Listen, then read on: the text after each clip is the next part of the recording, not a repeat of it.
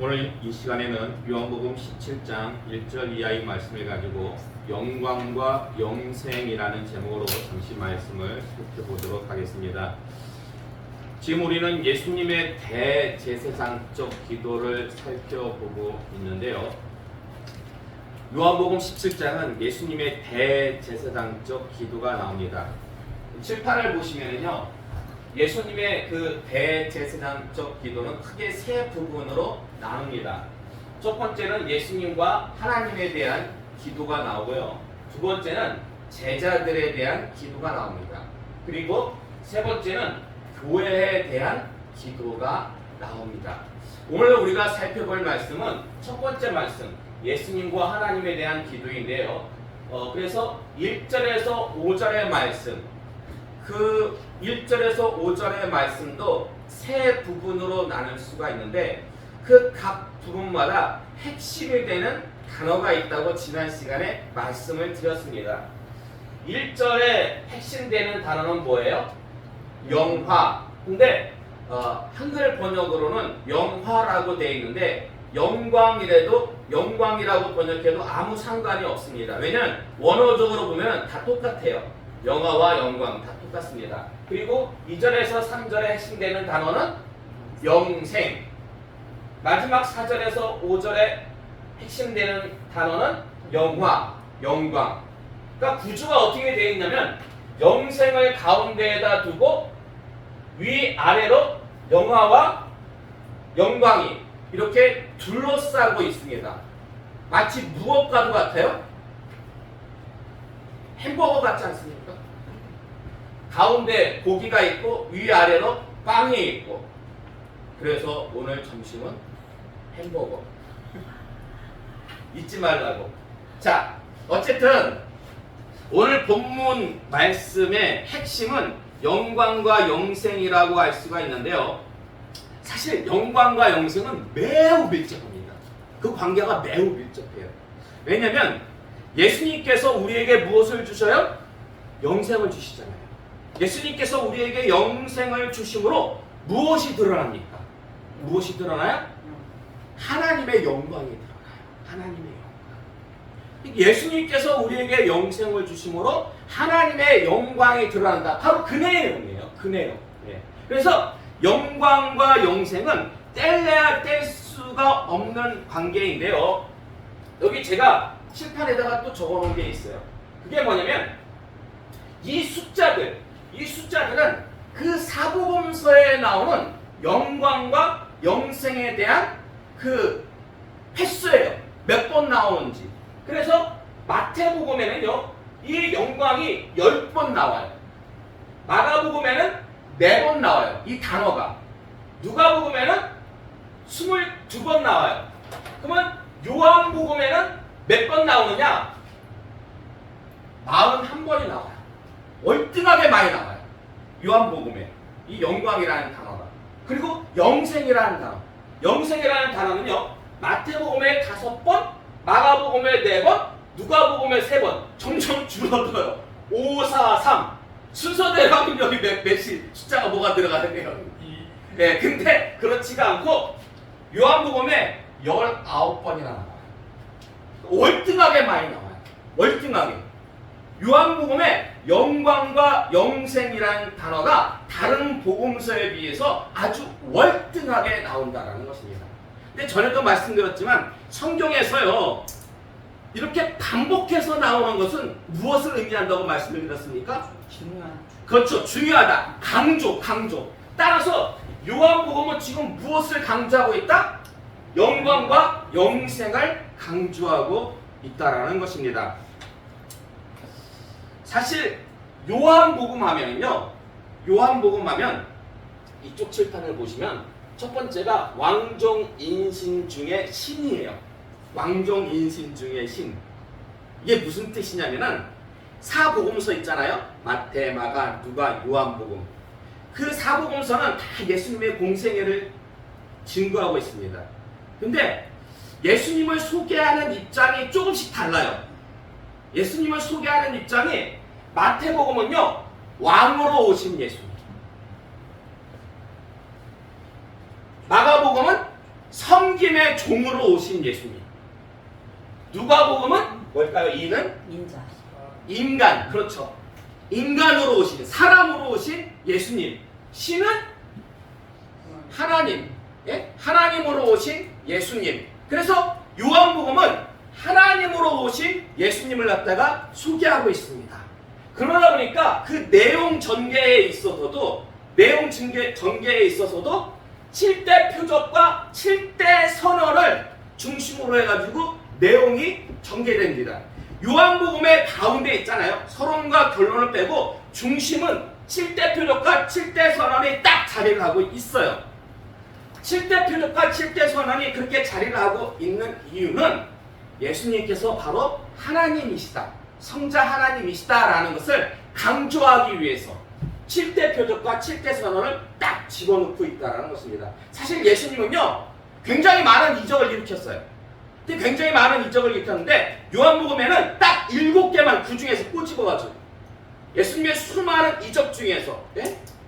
수많은 이적 중에서 7개만 딱 뽑아가지고 기록하고 있습니다. 이거 사실 전에 우리가 예전에 다 살펴봤던 말씀이에요.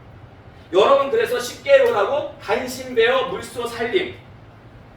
제가 이거 만든 단어가 만든 게 한 10여 년 좀 넘었어요. 근데 이게요, 아직도 기억이 나. 여러분 주일학교 어릴 때 이렇게 가서 배웠던 거 아직도 기억이 나잖아요. 근데 이건 요한복음에 있어가지고 가장 기본이 되는 거예요. 그래서 여러분 별 뜻은 없어요. 그냥 여러분들 그냥 외우기 쉬우라고 이렇게 문장으로 만든 건데, 간신배어 물소 살림. 간은 첫 번째 이적 뭘까요? 간은 가나의 혼인잔치. 예, 그렇죠. 그게 가나의 혼인잔치에서 물로 포도주를 갖다가 만들었잖아요. 그래서 가나를 갖다가 그냥 줄여가지고 간이라고 하는 거예요. 두 번째 신은 뭘까요? 신. 이거는 신하의 아들을 갖다가 붙인 그 표적이고요.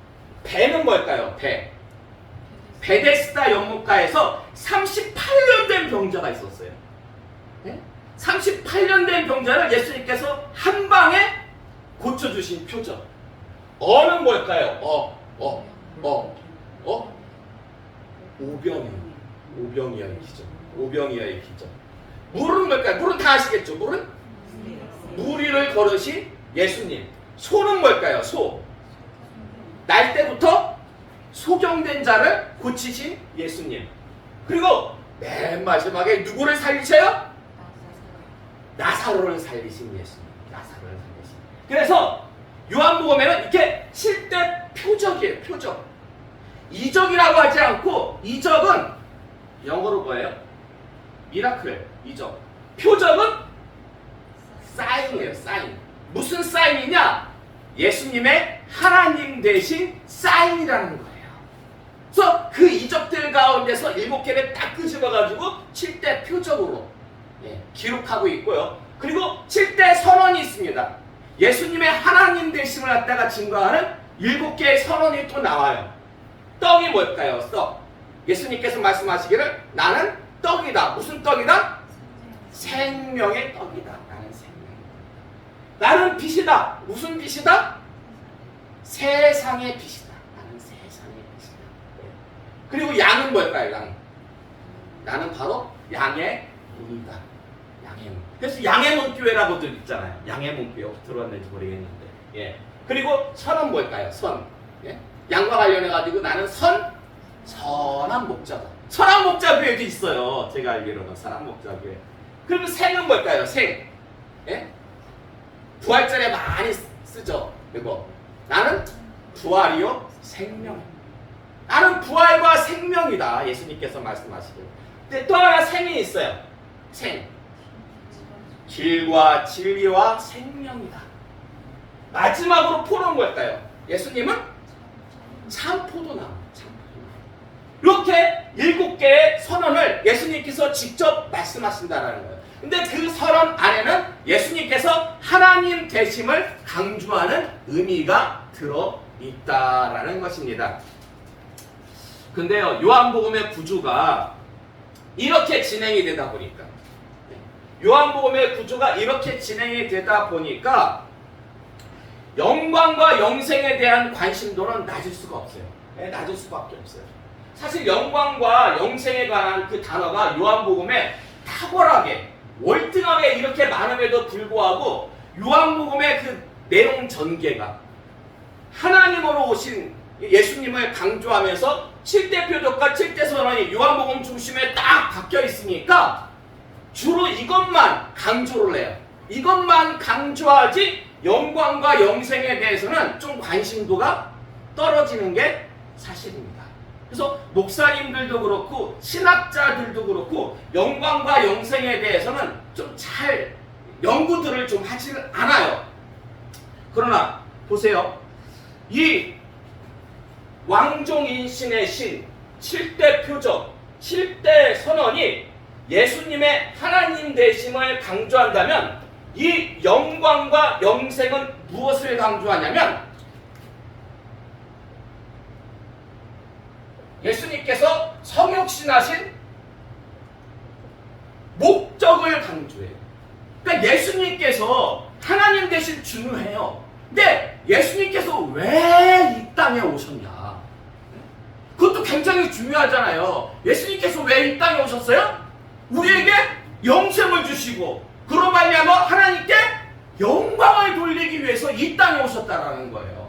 그래서 제가 볼 때는요, 개인적으로 제가 볼 때는 이 왕종인신, 7대 표적, 7대 선언, 예수님의 하나님 되심도 중요하지만 그에 못지않게 영광과 영생, 성육신에서 이 땅에 오신 그 목적도 못지않게 중요하다라고 저는 그렇게 생각이 듭니다. 그래서 오늘 이 시간에는 요한복음에 나오는 영광과 영생에 대해서 좀 더 구체적으로 살펴보고자 하는데요. 시간 관계상 먼저 영광에 대해서만 잠시 살펴보도록 하겠습니다. 자, 이게 뭐예요? 여기 1번, 2번, 3번. 1번은 뭐예요? 예수님. 2번은 하나님. 3번은 사람이죠. 사람. 인자예요. 사람 인자. 이게 영광과 관련이 있어요. 예수님, 하나님, 사람. 이것이 영광과 관련이, 요한복음에 나오는 영광과 관련이 있는데 무슨 관련이 있는 것 같습니까? 무슨 관련이 있냐면요, 요한복음에 나오는 영광의 대상들입니다. 그 내용은 앞으로 우리가 차차 살펴보겠고, 어쨌든 요한복음에 나오는 영광의 대상들이 예수님과 하나님뿐만 아니라 우리 사람에게도 있다는 거예요. 근데 주로 누구의 영광에 대해서 언급을 하고 있을까요? 주로 누구의 영광에 대해서 언급하고 있을 것 같아요? 그렇죠. 영광. 하나님의 영광에 대해서 주로 언급하고 있습니다. 그래서 요한복음 5장 41절의 말씀 볼까요? 요한복음 5장 41절의 말씀. 여러분들 주보 보면 요한복음 5장 41절에서 44절까지 기록되어 있는데 41절만 봉독하도록 하겠습니다. 시작. 나는 사람에게서 영광을 취하지 아니하노라. 아멘. 누구의 말씀이에요? 예수님의 말씀이에요. 예수님의 말씀. 예수님께서 말씀하시기를 나는 사람에게서 영광을 취하지 아니한대요. 그러니까 이게 무슨 뜻이냐면 예수님께서 이 땅에 오신 목적은 자신의 영광을 드러내기 위함이 아니라는 거예요. 자신의 영광을 드러냄이 아니라 누구의 영광을 드러내기 위함이다? 하나님의 영광을 드러내기 위함이다라는 것입니다. 자, 그런데요, 요한복음 5장 41절에서 44절의 말씀 가운데 44절만 볼까요? 44절, 마지막 44절만 함께 봉독하겠습니다. 시작! 너희가 서로 영광을 취하고 유일하신 하나님께로부터 오는 영광은 구하지 아니하니 어찌 나를 믿을 수 있느냐? 아멘! 그러니까 예수님 당시의 유대인들은 누구의 영광을 구했어요? 보세요. 거기 44절의 말씀 보니까 너희가 서로 영광을 취하고 유일하신 하나님께로부터 오는 영광은 구하지 아니하니. 그러니까 예수님 당시의 유대인들은 하나님의 영광을 구하지 않았어요. 누구의 영광을 구했어요? 서로 자기 자신, 사람의 영광을 구했다라는 것입니다. 예수님 당시에 유대인들 나름 열심히 잘 믿는다는 사람들, 율법을 달달 외우고 있는 사람들인데 예수님께서 그들에게 하시는 말씀이 너희는 하나님 영광을 구하는 거 아니야. 너희는 사람의 영광을 구하고 있어. 너희들의 신앙생활은 지금 하나님의 영광이 아니라 사람의 영광을 구하고 있는 거야. 근데 왜 이렇게 말씀하시는 걸까요? 네. 자, 그 이유 요한복음 5장 41절에서 44절까지 전체를 우리가 함께 봉독하겠습니다. 전체를 41절부터 44절까지 함께 봉독하겠습니다. 시작. 나는 사람에게서 영광을 취하지 아니하노라. 다만 하나님을 사랑하는 것이 너희 속에 없음을 아나노라. 나는 내 아버지의 이름으로 왔음에 너희가 영접하지 아니하나 만일 다른 사람이 자기 이름으로 오면 영접하리라. 너희가 서로 영광을 취하고 유일하신 하나님께로부터 오는 영광은 구하지 아니하니 어찌 나를 믿을 수 있느냐. 아멘. 자, 예수님 당시에 유대인들이 하나님의 영광을 구하지 않은 이유 무엇 때문이에요? 본문 안에서 찾는다면 그 42절 말씀 보세요. 42절 말씀. 네? 예수님께서 말씀하시기를 다만 하나님을 사랑하는 것이 너희 속에 없다. 하나님을 사랑하는 것이 없대요. 네. 그러니까 유대인들이 하나님의 영광을 구하지 않고 사람의 영광을 구한 이유는 그들 안에 하나님에 대한 사랑이 없었기 때문입니다. 당시 유대인들은요, 특별히 종교 지도자들, 제사장들, 바리새인, 서기관, 율법사들, 지식적으로 성경을 달달 외우는 사람들이었어요. 지난 시간에 말씀드렸죠. 나라가 망해도 랍비 3명만 있으면은 성경이 복원이 된다고. 성경을 달달 외우고 있으니까. 그리고 누구보다도 율법을 막 잘 지키려고. 율법에 나와 있지도 않은데 더 많이 금식해. 더 엄격하게 지켜. 하나님께서 주신 율법보다 더 엄하게, 더 엄격하게 지킵니다. 그렇게 노력했던 사람들이에요. 그러나 여러분, 하나님 말씀의 본질이 뭐예요? 율법의 본질이 뭐예요? 율법의 본질은 사랑이에요. 사랑. 율법의 본질은 사랑이에요. 그러니까 그들에게는 사랑이 없었다는 거예요. 사랑이. 본질이 없는 율법을 지키다 보니까 누구의 영광을 드러내요? 사람의 영광을 드러내요. 그리고 그 율법 가지고 다른 사람을 어떻게 해요? 판단해요. 판단. 에이, 장로가 저래가지고, 에이, 권사가 저래가지고, 에이, 안수 집사라는 다른 사람. 말씀 가지고 먼저 내 자신을 들여다봐야 되는데 내 눈에 있는 대들보는 보지 못하고 남의 눈에 있는 작은 가시 가지고 사랑이 없기 때문에, 하나님에 대한 사랑과 사람에 대한 진정한 사랑이 없기 때문에. 요한복음 7장 18절의 말씀 볼까요? 요한복음 7장 18절의 말씀 함께 봉독하겠습니다. 시작. 스스로 말하는 자는 자기 영광만 구하되 보내신 이의 영광을 구하는 자는 참되니 그 속에 불의가 없느니라. 아멘. 자, 이것도 예수님께서 하신 말씀인데 앞뒤 문맥 주보 지면상 다 씹지를 못했고, 여기서 스스로 말하는 자는 누구를 가리키냐면 율법사를 가리킵니다. 율법사. 이 율법사가 누구냐면 율법을 해석하고 가리키는 사람이에요. 율법을 해석하고 가리키는 사람. 오늘날로 말하면 누구라고 얘기할 수 있을까요? 오늘날로 말하면 목사님이나 신학자들. 목사님. 근데 이 율법사가 누구의 영광만 구합니까? 자기 자신의 영광을 구해요. 자기 자신의 영광. 목사하고 신학자가 하나님의 영광을 구하는 게 아니라 자기 자신의 영광만 구해요. 왜요? 왜? 우리가 앞에서 살펴봤잖아요. 무엇이 없었기 때문에?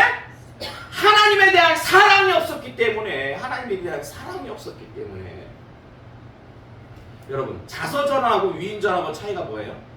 자서전하고 위인전의 차이. 자서전은 자기가 쓴 그렇죠. 자서전은 자기가 쓴 거고, 위인전은 다른 사람이 자기 남이 쓴 거. 맞아요. 맞습니다. 예.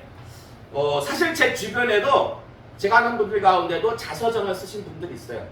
자서전을 쓰신 분들이 있어요. 근데 저는 개인적으로 자서전 쓰는 거 저는 반대해요. 반대합니다. 왜 반대하냐면 무엇이 드러나기 때문에? 그렇죠. 사람의 영광이 드러나기 때문에.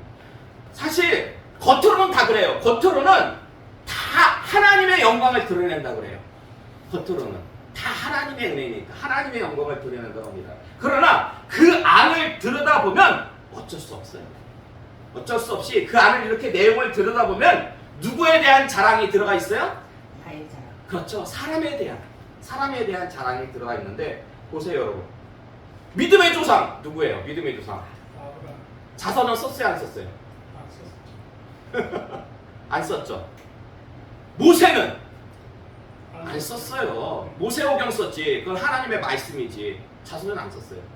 다윗과 솔로몬도 안 썼어요. 그럼 예수님은 안 썼어요. 12제자도 안 썼어요. 예.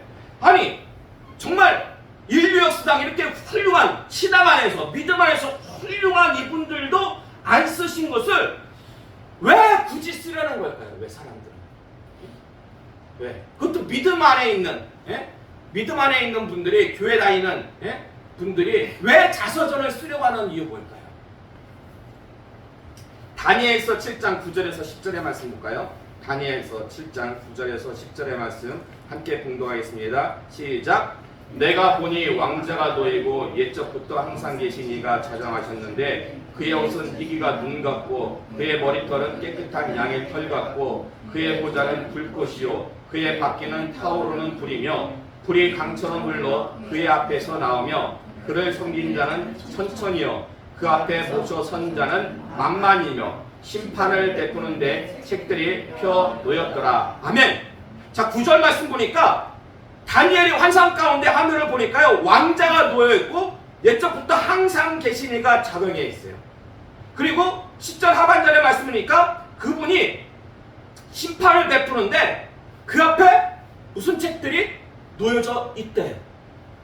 자 그래서 계시록 20장 11절에서 12절의 말씀 함께 봉독하겠습니다. 시작. 또 내가 크고 흰 보좌와 그 위에 앉으신 이를 보니 땅과 하늘이 그 앞에서 피하여 간대었더라.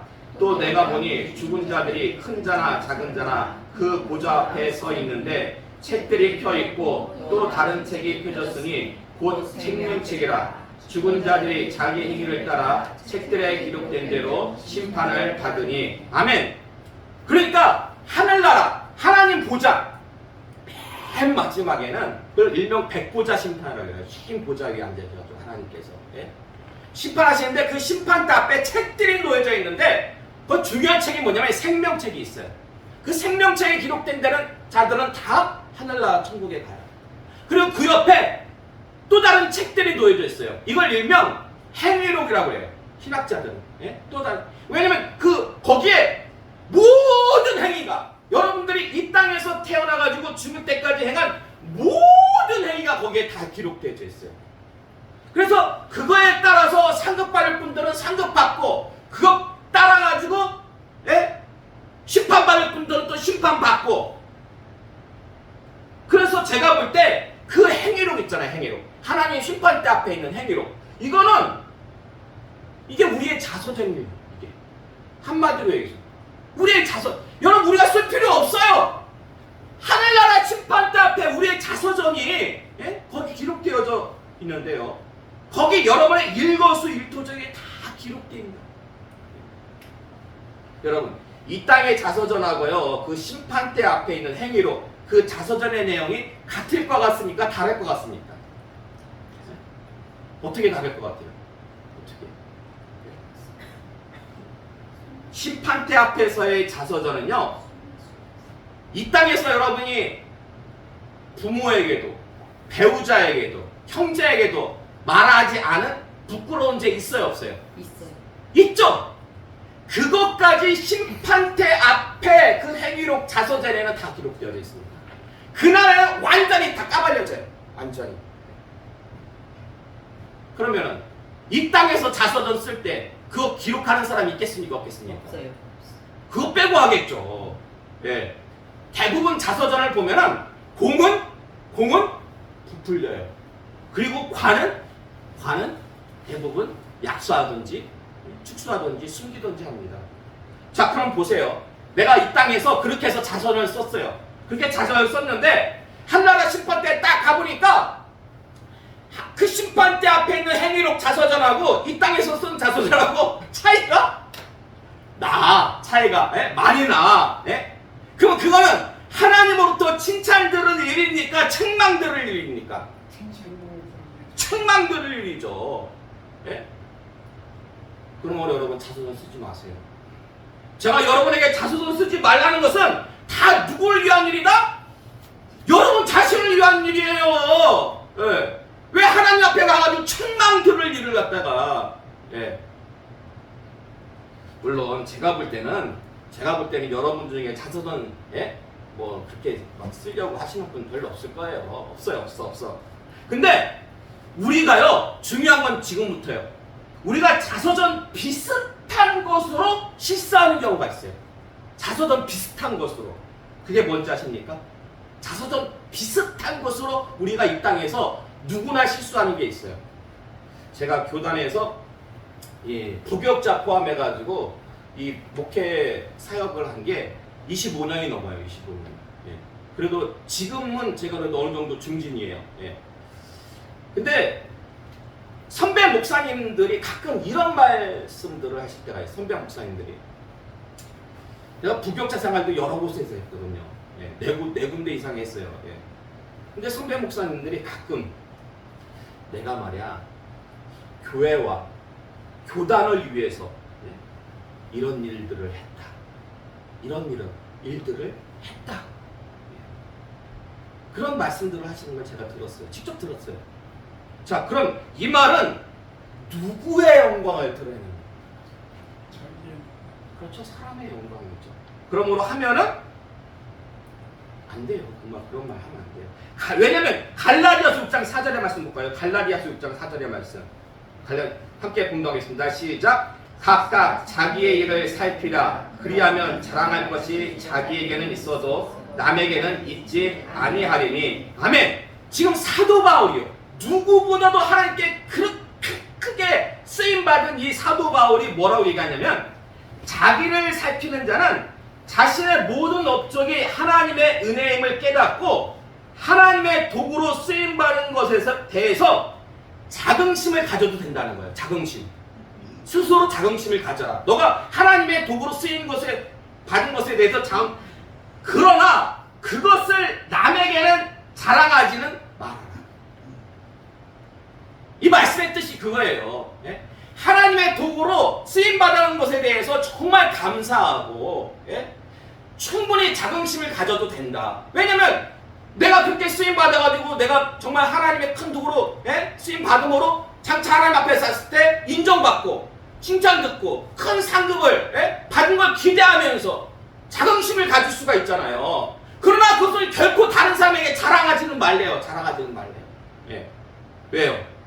고린도전서 3장 12절에서 15절의 말씀 볼까요? 고린도전서 3장 12절에서 15절의 말씀 함께 공독하겠습니다. 시작. 만일 누구든지 금이나 은이나 보석이나 나무나 풀이나 짚으로 이 터 위에 세우면 각 사람의 공적이 나타날 터인데 그날의 공적을 밝히리니 이는 불로 나타내고 그 불이 각 사람의 공적이 어떠한 것을 시험할 것이라. 만일 누구든지 그 위에 세운 공적이 그대로 있으면 상을 받고 누구든지 그 공적이 불타면 해를 받으리니 그러나 자신은 구원을 받되 불 가운데서 받은 것 같으니라. 아멘. 그래서 저는요 이 말씀을 이렇게 해석합니다. 열심히 하나님의 일을 내가 해요. 하나님의 도구가 돼가지고 열심히 일을 해가지고 공적을 쌓아요. 근데 그 공적이 금이나 은이나 보석이에요. 그래가지고 불에 탑니까 안 탑니까? 금이나 은이나 보석은 불에 안 타요. 근데 내가요 자랑을 하는 순간, 그 사람들에게 내가 이런 일을 했다 이런 일을 했다 그 사람들에게 자랑을 하는 순간 어찌 됩니까? 금이나 은이나 보석이 무엇으로 변해요? 나무나 풀이나 집으로 변해요. 그러면 18의 날에 어떤 구원을 받게 돼요? 부끄러운 구원을 받게 돼요. 부끄러워. 하나님 앞에서 받을 상급이 사라져요. 하나님 앞에 받을 상급이. 이 땅에서 자랑해. 그 사람들이 막 잘했다고 막 그래. 그러면 하나님 앞에서 받은 상급이 사라진다니까요. 근데요, 이게 있어요. 이게 또 하나 더 중요한 게 있어요. 그게 뭐냐면 제가 그 사역을 하면서 가끔씩 이런 말도 들었어요. 이런 말도. 그게 무슨 말이냐면, 잘 들어보세요. 어느 목사님은 교회와 교단을 위해서 이런 일들을 하셨다. 뭔 차이가 있어요? 남이 하는 얘기예요. 남이 하는 얘기. 예? 자기가 내가 이런 일들을 했다는 게 아니라 다른 사람이 어느 목사님은 이런 일들을 하셨다. 이건 해도 됩니까? 안 됩니까? 이건 다른 사람을 자랑하는 거, 다른 사람을 칭찬하는 거 해도 돼요? 안 돼요? 잠언 27장 2절의 말씀 볼까요? 잠언 27장 2절의 말씀 함께 공부하겠습니다. 시작. 타인이 너를 칭찬하게 하고 내 입으로는 하지 말며 외인이 너를 칭찬하게 하고 내 입술로는 하지 말지니라. 아멘. 그러니까 내가 나를 자랑하는 건 안 돼요. 성경에 하지 말라고 나와 있잖아요. 그러나 다른 사람을 칭찬하는 것은 가능해요. 가능. 그래서 제가 설교 시간에 가끔 말씀드리는 우리 교단의 목사님들 누구예요? 이계신 목사님. 저는 그분한테 한 번도 내가 이런 일들을 했다라고 들어본 적이 없어요. 왜요? 저는 생전에 그분을 못 봤으니까. 생전에 그런 그분을 못 봤어요. 근데 진상원 목사님은 제가 창대교회에 있을 때, 예? 저한테 안수도 주신 분이고 세례도 주신 분이고 저는 기억해요. 기억하는데 제 기억으로는 그분이 그렇게 자기 자신을 자랑하는 분이 아니에요. 제 기억으로는 없어요. 제 기억 혹시 모르겠어요. 다른 분들은 들어보셨을지 몰라도 그분이 자기 자신을 자랑하는 거 제가 들어보지 못했습니다. 네. 어쨌든 자서전을 통해서 글로써 문자로서 자기 자신을 자랑하는 것과 혹은 말로써 언어로써, 예? 자기 자신을 자랑하는 거 제가 볼 때는요 50고 100고예요. 별 차이 없는 거예요. 심판대 앞에서 그거 큰 차이 나겠습니까? 예. 그러니까 비록 우리가 자서전을 쓰지 않는다 하더라도 말로써 자기 자신을 자랑하지 마시기 바랍니다. 결론의 말씀을 드리도록 하겠습니다. 요한복음 8장 50절과 54절의 말씀 볼까요? 요한복음 8장 50절과 54절의 말씀 함께 공부하겠습니다. 시작. 나는 내 영광을 구하지 아니하나 구하고 판단하시는 이가 계시니라. 예수께서 대답하시되 내가 내게 영광을 돌리면 내 영광이 아무것도 아니거니와 내게 영광을 돌리신 이는 내 아버지시니 곧 너희가 너희 하나님이라 칭하는 그이시라. 아멘. 예수님도요 영광을 자기에게 돌리지 않았어요. 예수님도 자기 자신을 자랑하지 않았다는 거예요. 예수님도 하지 않았었는데 예수님은 오직 하나님의 영광만을 구했어요. 왜요? 하나님을 그만큼 사랑했기 때문에. 하나님을 절대적으로 사랑했기 때문에 오직 하나님의 영광만 구했지 본인의 영광 구하지 않았습니다. 부디 이 시간 나오신 여러분도요 하나님을 사랑하신다면 하나님의 영광만을 구하시기 바랍니다. 자기 자신을 자랑하지 마시기 바랍니다. 항상 하나님만을 자랑하심으로 정말 하나님의 영광을 구하심으로 하나님께서 항상 여러분에게 크신 은혜와 그리고 귀한 사역을 감당할 수 있도록 그렇게 힘과 능력을 주시는 은혜가 충만하시기를 주의 이름으로 축원합니다.